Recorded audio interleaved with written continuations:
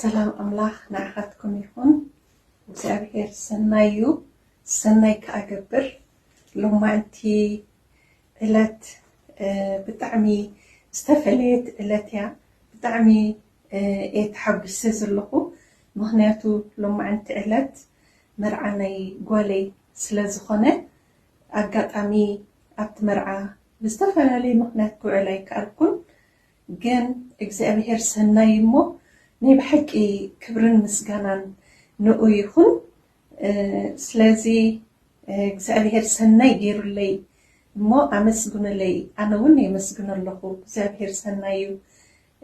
እዛ መዓልቲ ኸ ዝተባረኸት ዝተቀደሰት መዓልቲ ክትኮነላ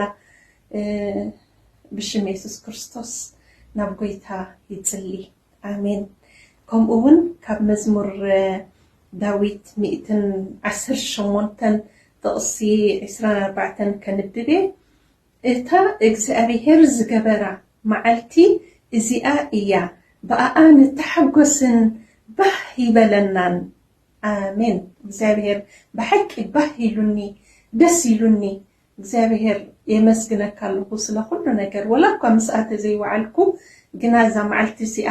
አኽቢረያ ክውዕሌ እግዚአብሔር ሰናይካ ኣብዛ ዘለኹ ሃገር ኮይነ የመስግነካ ከምኡውን ካብ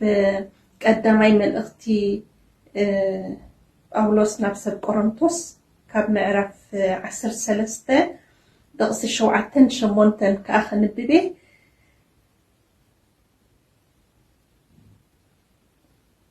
ኩሉ ትጸውር ኩሉ ተኣምን ኩሉ ተስፋ ትገብር ካብ ፍቕዲ 4 ኸንብቤ ፍቕሪ ዓቃልያ ፍቕሪ ለዋሕያ ፍቕሪ ኣይትቐንእን ፍቕሪ ኣይትጀሃርን ኣይትንፋሕን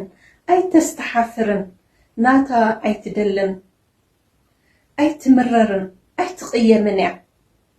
ብሓቂ ትሕጎስ እምበር ብዓመፅ ባህ ኣይብላን ኩሉ ትጸውር ኩሉ ተኣምን ኩሉ ተስፋ ትገብር ኩሉ ትዕገስ ፍቕሪ ከቶ ኣይተቋርፅን እያ አሜን እግዚአብሔር ሰናዩ ወላኳ ሓጎስን ታሽሙን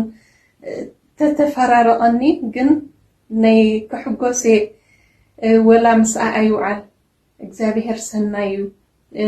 ጎይታ ኢየሱስ ከዓ ኣብ ጎኖም ኮይኑ ደሚቆም ክውዕሉ ብሽም ኢየሱስ ክርስቶስ ይጽሊ ኩሉ ሰናይ ክኸውን አሜን እግዚአብሔር ሰናዩ بشم يسوع كريستوس ويتا كل خبري أمر وسجدت نعها يهب آمين